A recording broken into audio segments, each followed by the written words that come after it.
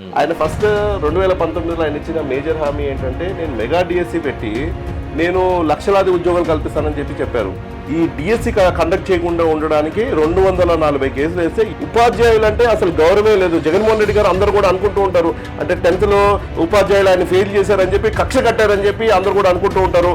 అలా అనిపిస్తే డిఎస్సిలో ఏదో జరిగింది, అవకతవకలు జరిగాయంటే న్యాయ పోరాటం ఎందుకు చేయట్లేదు? డిఎస్సి కండక్ట్ చేయాలనుకున్నప్పుడు 240 కేసులు వేసిన జగన్మోహన్ రెడ్డి గారికి ఇవాళ డిఎస్సిలో అక్రమాలు జరిగాయంటే ఎందుకు కేసు వేయట్లేదు? గుడ్డల పార్టీ ప్రభుత్వం కాదు, ఇవాళ కూటమి ప్రభుత్వం ఉంది. ఖచ్చితంగా మంచిని ప్రోత్సహిస్తారు, మంచి గవర్నెన్స్ ఇవాళ ఉంటుంది తప్ప అందరూ ఆయన చెప్పే మాటలు ఎవరు కూడా నమ్మే పరిస్థితులు లేరు ఇవాళ.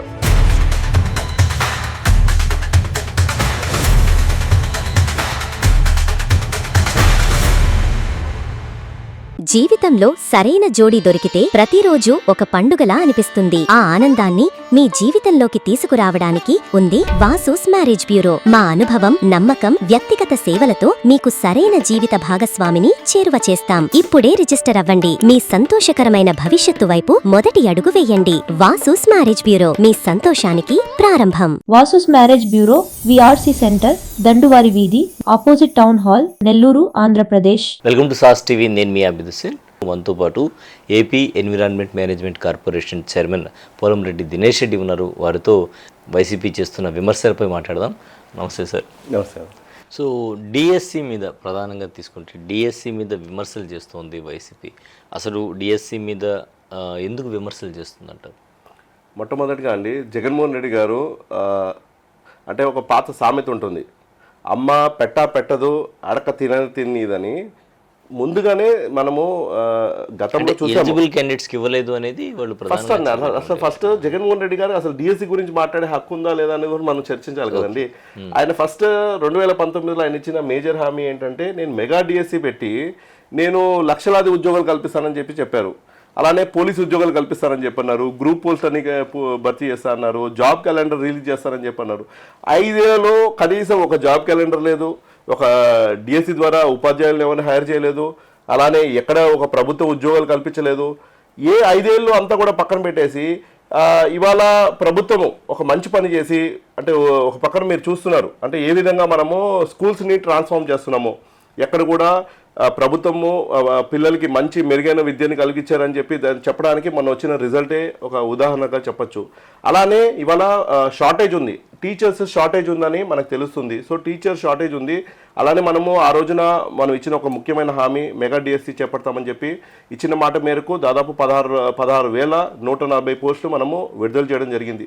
పోస్టులు విడుదల చేసిన తర్వాత జగన్మోహన్ రెడ్డి గారు ఏం చేశారంటే దాన్ని ఎంకరేజ్ చేయకుండా లేదా అట్లా ఇచ్చారని చెప్పి అప్రిషియేట్ చేయకుండా ఆయన చేసింది ఏంటంటే 240 కేసులు ఈ డిఎస్సి కండక్ట్ చేయకుండా ఉండడానికి 240 కేసులు వేస్తే ఈ అన్ని కేసులు కూడా మెల్లమెల్లగా అన్ని కూడా పరిష్కరించుకుంటూ డిఎస్సి కండక్ట్ చేసిన తర్వాత డిఎస్సి ద్వారా ఇవాళ ఉపాధ్యాయులు మెరుగైన ఉపాధ్యాయుల్ని మంచి విధానంలో ఇవన్నీ కూడా అంటే ఒక రిప్యూటెడ్ సంస్థ కండక్ట్ చేసింది. దీంట్లో ఎక్కడ కూడా ప్రభుత్వ ఇంటర్వెన్షన్ అనేది ఉండదు, లేకపోతే శాప్ ఇంటర్వెన్షన్ అనేది ఎక్కడ కూడా ఉండదు. అయితే ఈ అన్నీ కూడా కండక్ట్ చేసిన తర్వాత ఇవాళ ఏదో విధంగా ఏదో ఒక టాపిక్ తీసుకోవాలి, టాపిక్ ద్వారా ప్రజల్లోకి రావాలని చెప్పి డిఎస్సి అని చెప్పి అంటారు. అసలు డిఎస్సి ఆయన మాట్లాడుతున్నారు, ఆయన కొంతమంది స్టూడెంట్స్తో మాట్లాడుతుంటే ఆయన ఏం మాట్లాడుతున్నారో అర్థం కాని పరిస్థితులు. ఒక ముఖ్యమంత్రి, ఒక 5 ఏళ్ళు ముఖ్యమంత్రి ఉన్న వ్యక్తికి చిన్న బేసిక్ కూడా వాళ్ళ స్టూడెంట్స్ అడుగుతున్నారు, అది అలానా, ఇది ఇలానా, ఇది వెయిటేజ్ ఇలా ఉంటుందా అని చెప్పి. ఈ రోస్టర్ సిస్టమ్ తీసుకొచ్చింది వైసీపీ గవర్నమెంట్లో 2022లో 23లో ఉంది ఆర్డర్. అది ఆ రోస్టర్ సిస్టంలో ఏ విధంగా వెయిటేజ్ తీసుకోవాలి, ఏ విధంగా మన స్పోర్ట్స్ కోటా తీసుకోవాలని చెప్పి ఈ సిస్టమ్ని తీసుకొచ్చింది 2022లో. అయితే ఇవాళ ఆ రోస్టర్ సిస్టమ్ ఎందుకు ఇంప్లిమెంట్ చేశారు, దాన్ని రద్దు చేయాలని చెప్పి ఇవాళ జగన్మోహన్ రెడ్డి గారు మాట్లాడుతుంటే చాలా ఆశ్చర్యంగా ఉంది. కేవలము ఏంటంటే ఈ డిఎస్సిని ద్వారా ఉపాధి కలిగించాము, ఈ కూటమి ప్రభుత్వానికి మంచి పేరు వస్తుంది, ఇచ్చిన హామీని నెరవేర్చుకున్నారు అని చెప్పి అనిపించుకుంటుంది కూటమి ప్రభుత్వం అని చెప్పి నచ్చని జగన్మోహన్ రెడ్డి గారు ఏదో ఒక ఇష్యూ చేయాలి, ఏదో ఒకటి అసలు అడిగిన దానికి ఏదైనా పాయింట్ టు పాయింట్ మాట్లాడితే బాగా ఏదైనా మనం చెప్పడానికి ఉంటుంది. ఇన్నిసార్లు ప్రభుత్వానికి సంబంధించిన శాఖకు సంబంధించిన చీఫ్ సెక్రటరీ గారు ఎన్నిసార్లు దాని గురించి వివరించినా కూడా మళ్ళీ అదే మాట చెప్తారు, అదే స్పోర్ట్స్ వెయిటేజ్ అంటారు. స్పోర్ట్స్ వెయిటేజ్ ప్రభుత్వం ఇవ్వదు, అది అసోసియేషన్స్ ఉన్నాయి, దానికి సంబంధించిన అసోసియేషన్స్ ఉంటాయి. అసోసియేషన్స్ వాళ్ళు ఇచ్చిన సర్టిఫికేట్ బేస్డే ఆ వెయిటేజ్ ఉంటుంది. ఇద్దరు మార్క్స్ సమాన మార్క్స్ వచ్చినప్పుడు స్పోర్ట్స్ సర్టిఫికేట్ ఉన్న పర్సన్కి ఆటోమేటిక్గా వెయిటేజ్ అనేది పెరుగుతుంది. దాని ద్వారా అతనికి ర్యాంకింగ్ సిస్టమ్ ఇచ్చారు. అయితే దాన్ని కూడా తప్పుపడుతూ ఇవాళ జగన్మోహన్ రెడ్డి గారు ఏం చెప్పాలనుకుంటారో నాకు అర్థం కావట్లేదు. ఉపాధ్యాయులు అంటే అసలు గౌరవమే లేదు. జగన్మోహన్ రెడ్డి గారు అందరూ కూడా అనుకుంటూ ఉంటారు, అంటే 10th ఉపాధ్యాయులు ఆయన ఫెయిల్ చేశారని చెప్పి, కక్ష కట్టారని చెప్పి అందరూ కూడా అనుకుంటూ ఉంటారు. ఆయన ఏ విధంగా వాడారో మనం చూసాము. జగన్మోహన్ రెడ్డి గారు ఉపాధ్యాయులు ఎక్కడ ఎలా వాడారు, బార్ల షాపుల దగ్గర వాచ్మెన్లుగా వాడారు, మరుగుదొడ్ల దగ్గర కాపలాదారులుగా వాడారు, అటెండెన్స్ సిస్టమ్ చెప్పి వాళ్ళు వేధించారు. ఇవాళ ఉపాధ్యాయులు అంటే అసలు కనీస గౌరవం లేని జగన్మోహన్ రెడ్డి గారు ఇవాళ ఆ డిఎస్సి గురించి మాట్లాడుతున్నారంటే అసలు అర్థమే కావట్లేదు. కేవలం ఇది ఒక ఇష్యూగా తీసుకొని, అంటే నాకు అర్థం చేసుకొని కొంత స్టడీ చేస్తుంటే ఆయన ఏంటంటే రెచ్చగొట్టి ఈ రాసిన వాళ్ళు దాదాపు 6 లక్షల మంది ఈ డిఎస్సి కోసం అపియర్ అయ్యారు, రాశారు. అయితే రెచ్చగొట్టి ఏదో జరిగిపోయింది, ఏదో ఇది. మీకు ఒకవేళ నిజంగా అలా అనిపిస్తే డిఎస్సిలో ఏదో జరిగింది, అవకతవకలు జరిగాయంటే న్యాయ పోరాటం ఎందుకు చేయట్లేదు? ఇన్ని రోజుల నుంచి కేవలం మాటలే చెప్తున్నారు కానీ ఒక్క దగ్గర కూడా ఒక చిన్న కేసే లేదు. డిఎస్సి కండక్ట్ చేయాలనుకున్నప్పుడు 240 కేసులు వేసిన జగన్మోహన్ రెడ్డి గారికి వాళ్ళ డిఎస్సిలో అక్రమాలు జరిగాయంటే ఎందుకు కేసు వేయట్లేదు అని చెప్పి వాళ్ళు జగన్మోహన్ రెడ్డి గారిని, వైఎస్ఆర్సీపీ ప్రభుత్వాన్ని, గొడ్డల పార్టీని నేను నేరుగా ప్రశ్నిస్తున్నాను. కేవలము దురుద్దేశపూర్వకంగానే చేస్తున్నారు. ఎక్కడ న్యాయ పోరాటం లేదు. కేవలం ఏదో ఒక అభాండం వేసేయాలి, నేను కాల్చి గుడ్డ మీ మీద వేస్తా, మీరు తుడుచుకొని ఆ విధంగా ఆయన వ్యవహరిస్తున్నారు. ఇవాళ అంటే ఒక మంచి మ్యాండేట్తో, ఒక మంచి ఎడ్యుకేషన్తో, అలానే వాళ్ళ ప్రతిభను చాటుకొని వాళ్ళ 16,140 మంది వాళ్ళు వాళ్ళ ఫ్యామిలీస్ అందరూ కూడా ఆనందంగా ఉంటే మళ్ళీ అది చెడిపోయే విధంగా జగన్మోహన్ రెడ్డి గారు చేస్తున్నారు. డెఫినెట్గా ప్రజలందరూ కూడా గమనిస్తున్నారు. జగన్మోహన్ రెడ్డి గారు గతంలో ఈ టాక్టిక్స్ అన్ని కూడా ప్లే చేశారు. ఈయన సోషల్ మీడియాని వాడుకొని అలానే ఏ విధంగా దుష్ప్రచారం చేసి లేని విషయాన్ని పదే చెప్తే ప్రజలు నమ్ముతారని చెప్పి ఆయన అనుకుంటున్నారు. ఎవరు కూడా నమ్మే స్థితిలో లేరు. ఆంధ్రప్రదేశ్ ప్రజలందరూ కూడా విజ్ఞులు. ఇవాళ ప్రభుత్వం కూటమి ప్రభుత్వం, ఇదేమి గొడ్డల పార్టీ ప్రభుత్వం కాదు. ఇవాళ కూటమి ప్రభుత్వం ఉంది. ఖచ్చితంగా మంచిని ప్రోత్సహిస్తారు, మంచి గవర్నెన్స్ ఇవాళ ఉంటుంది తప్ప అందరూ ఆయన చెప్పే మాటలు ఎవరు కూడా నమ్మే పరిస్థితులు లేరు ఇవాళ. అలాగే ఉద్యోగ ఉపాధి అవకాశాల కల్పనలో తెలుగుదేశం ప్రభుత్వం ముందంజలో ఉందండి. ఖచ్చితంగా అండి. గడిచిన 2 ఏళ్ళగా మీరు చూస్తూనే ఉన్నారు. ఒక పక్కన ముఖ్యమంత్రి గారు, అలానే ఐటీ శాఖ మంత్రులు, విద్యాశాఖ మంత్రులు నారా లోకేష్ గారు కాన్స్టెంట్గా ఏదో ఒక కంట్రీకి వెళ్తున్నారు. అలానే ఈ పెట్టుబడుల కోసం దావోస్కి వెళ్తున్నారు. వెళ్ళి లక్షల కోట్ల రూపాయల పెట్టుబడుల్ని వాళ్ళ ఆంధ్ర రాష్ట్రానికి ఆకర్షించారు. ఒక పక్కన మనం చూస్తున్నాము అమరావతిలో మనకి క్వాంటమ్ వ్యాలీని ఏర్పాటు చేయబోతున్నారు. అలానే డేటా సెంటర్స్ని విశాఖపట్నం తీసుకొచ్చారు.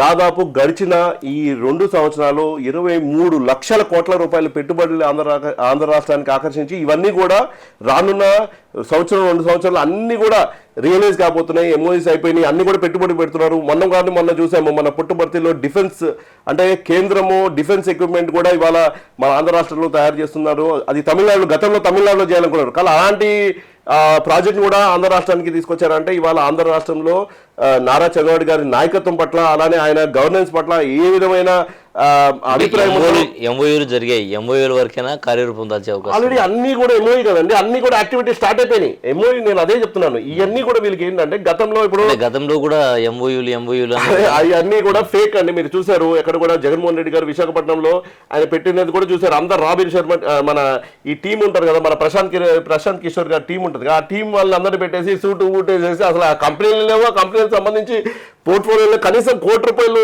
టర్న్ ఓవర్ చేయలేని కంపెనీలు కూడా మేము 100 కోట్లు పెట్టుబడి పెడతామని చెప్పి అక్కడ ఒక ఇన్ఫాక్చుయేషన్ లాంటిది ఒకటి రాంగ్ డీటెయిల్స్ అనేది వాళ్ళు క్రియేట్ చేశారు. ఇవాళ మనం చెప్తున్నాము ఏ కంపెనీలు పెట్టబోతున్నాయని చెప్తున్నాము. ఒక పక్కన ఇంటిగ్రేటెడ్ స్టీల్ ఒక ఎస్ఈజీ రాబోతుంది. అవన్నీ పేర్లు కూడా మన రిప్యూటెడ్ కంపెనీలే పెట్టబోతున్నాయి. ఇవాళ గూగుల్ లాంటి కంపెనీ వస్తుంది, మెటా కంపెనీ వస్తుంది. ఇవన్నీ అంటే తెలియని కంపెనీలే కాదు. ఫేస్బుక్ మనం వాడుతున్నాం అంటే మెటా కంపెనీ, గూగుల్ మనం చెప్తున్నాం, మైక్రోసాఫ్ట్ చెప్తున్నాము. ఇవన్నీ పెద్ద కంపెనీలు వాళ్ళు ఎంఓయూ చేసుకుని వాళ్ళకు కూడా time line 3 years time line మాత్రమే ఇచ్చాము. ఈ ఎంఓయూలు ఇవన్నీ కూడా రియలైజ్ కాయి అన్ని కూడా మనం చూస్తాం. ఇప్పటికే అన్ని ఇన్వెస్ట్మెంట్స్ అన్ని పెట్టారు, అన్ని వాళ్ళ ల్యాండ్ అక్విజిషన్ జరిగిపోయింది, ల్యాండ్ ఆల్రెడీ వాళ్ళకి అలాట్మెంట్ జరిగిపోయింది, అన్ని వర్క్ అంతా కూడా చక్క జరుగుతున్నాయి ఆల్రెడీ. ఇప్పుడు మనం ఇక్కడ చూస్తున్నారు, మీరు రిలయన్స్ కోసం ఇచ్చారు, ఇక్కడ అది జరిగిపోయింది. ఇక్కడ మనము ఇథనాల్ జనరేషన్ కోసము ప్లాంట్ ఆల్రెడీ రెడీ అయిపోయింది, ఆల్రెడీ ప్రొడక్షన్ కూడా స్టార్ట్ అయిపోయింది. ఇలా ఇవన్నీ కూడా సాగర్ డిఫెన్స్ అకాడమీ చూస్తున్నాం నెల్లూరులో, అది కూడా ఆల్రెడీ సెటప్ అయిపోయింది, ఆల్రెడీ వాళ్ళ ప్రొడక్షన్ కూడా స్టార్ట్ చేశారు. ఇవన్నీ కూడా రియలైజేషన్ మనం చూస్తున్నాము. ఇవి కేవలం ఎంఓఈలు కాదు, అంటే అందరికీ అందుకనే షార్ట్ స్పాన్ చెప్పి మనం 3 years టర్మే పెట్టి ఈ 3 years లోపల మీరు రియలైజ్ చేయాలి, లేకపోతే మీకు ఇచ్చిన ఇన్సెంటివ్ కూడా మేము తీసేసుకుంటామని చెప్పి క్లియర్గా ప్రభుత్వం చెప్తుంది. మేము చెప్పిన మాట ప్రకారం అంటే మేము ఒక దాని మీద కట్టుబడి ఉన్నాం, అంటే 20 లక్షల ఉద్యోగాలు 5 ఏళ్ళలో కల్పిస్తామని చెప్పి అన్నాము. ఆ లక్ష్యం మీద మేము పనిచేస్తున్నాము నిరంతరం. మీరు చూడండి, నిరంతరము నారాయణ లోకేష్ గారు మొన్న కూడా సింగపూర్కి వెళ్ళేసి వచ్చారు, ఆ ముందు రష్యాకి వెళ్ళేసి వచ్చారు. ఇలా కాన్స్టెంట్ ఖచ్చితంగా ఇవాళ నేను అదే చెప్తున్నాను మీకు, భారతదేశంలో ఆంధ్రప్రదేశ్కి ఒక ప్రత్యేకమైన గుర్తింపు కలిగిచ్చేశారు నారా చంద్రబాబు గారు. నారా చంద్రబాబు గారు అంటే గతంలో హైటెక్ సిటీని ఏ విధంగా చేశారు, ఐటీ హబ్గా ఏ విధంగా హైదరాబాద్ తయారు చేశారు అనే ఒక నమ్మకము అన్ని పరిశ్రమవేత్తల్లో అందరిలో ఉంది.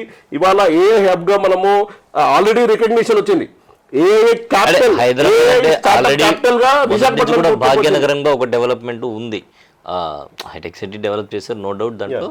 సో ఇప్పుడు ఆంధ్రప్రదేశ్ విషయం తీసుకుంటే ఆల్రెడీ మనం రాజధాని విడిపోయి అదేదో చిన్న బిడ్డ నుంచి డెవలప్ అయ్యేటువంటి పరిస్థితి ఉంది, కాబట్టి ఆ స్థాయిలో ఊహించుకోవచ్చా మనం? ఖచ్చితంగా అండి. ఇప్పుడు మీరు భాగ్యనగరం అని చెప్తున్నారు, హైదరాబాద్ అనేది మీ గతంలో ముందు నుంచి కూడా చాలామంది పరిపాలకులు చేశారు, అది నిజాం కట్టిన సిటీ, కానీ మోడర్నైజ్ అయింది. తర్వాత మనకి ఐటీ పరంగా డెవలప్ అయింది నారా చంద్రబాబు గారి ఆలోచనతోనే, ఆయన వేసిన అడుగులతోనే ఇవన్నీ కూడా డెవలప్ అయినాయి. ఆయన ఒక పక్కన అదే కాదు, సేమ్ ఒక ఐఐటి కానివ్వండి, ఐఐఎం కానివ్వండి, ఇవన్నీ అక్కడ రావడానికి కారణం నారా చంద్రబాబు గారు. ఆయన ఆలోచన మేరకు ఇవాళ ఓఆర్ఆర్ కానివ్వండి, లేకపోతే ఇవాళ జరుగుతున్న హైదరాబాద్లో అభివృద్ధి అంతా కూడా ఆ రోజున ఆయన వేసిన బీజం వల్లే ఇవన్నీ కూడా మనం చూడగలుగుతున్నాం. ఈరోజు అందరూ కూడా ఏమంటే మన రాష్ట్రంలోనే కాదు, నేను అనేది భారతదేశంలోనే, అలానే అంతర్జాతీయంగా కూడా ఏఐ స్టార్టప్ హబ్గా ఇవాళ ఆంధ్రప్రదేశ్ని ఎంచుకుంటున్నారు. ఏఐకి నెంబర్ ఆఫ్ పరిశ్రమలు ఇక్కడ రిజిస్టర్ అయిన కంపెనీలు, ఏఐ సంబంధించిన రిజిస్టర్ అయిన కంపెనీలు ఇవాళ ఆంధ్ర రాష్ట్రంలో అత్యధికంగా ఉన్నాయి. ఒక పక్కన మనం అంటే ఏ విధంగా అయితే ఇంతకుముందు హైదరాబాద్ అంటే ఐటీ క్యాపిటల్గా అనుకుంటున్నాము, ఈసారి ఏఐ క్యాపిటల్గా ఆంధ్రప్రదేశ్ అని అనుకుంటారు. విశాఖపట్నం కేంద్రంగా ఇవన్నీ కూడా జరగబోతున్నాయి. ఏఐకి సంబంధించిన అన్ని కూడా డేటా సెంటర్స్, పెద్ద డేటా సెంటర్స్ రాబోతున్నాయి. గూగుల్ సంబంధించిన, మైక్రోసాఫ్ట్ సంబంధించి పెద్ద డేటా సెంటర్స్ రాబోతున్నాయి. డేటా ప్రాసెసింగ్ మన దగ్గర జరగబోతుంది. ఇవన్నీ ద్వారా ఒక ఇన్ఫ్రాస్ట్రక్చర్, ఒకసారి ఒక పెద్ద కంపెనీ వచ్చి పెట్టింది అనుకుంటే దానికి అవసరమైన ఆన్సిలరీ యూనిట్స్ కావాల్సి వస్తాయి, ఇవన్నీ సెటప్ అవుతాయి. సో దాని ద్వారా మనం దాదాపు 23 లక్షల కోట్ల రూపాయలు పెట్టుబడి ఇప్పటికే ఇంకా ఆకర్షించాం. ఇంకా కూడా రానున్న సంవత్సరాలు ఇంకా వేల కోట్ల రూపాయల పెట్టుబడులు మన ఆంధ్ర రాష్ట్రానికి వచ్చి ఖచ్చితంగా ఒక స్టార్టప్ క్యాపిటల్గా, అలానే ఇన్వెస్ట్మెంట్ హబ్గా ఆంధ్రప్రదేశ్ ఉండబోతుంది. ఇది ఇవాళ ప్రత్యేక ఇంటర్వ్యూ. మరో ఇంటర్వ్యూలో మళ్ళీ కలుద్దాం. అందరికీ నమస్కారం.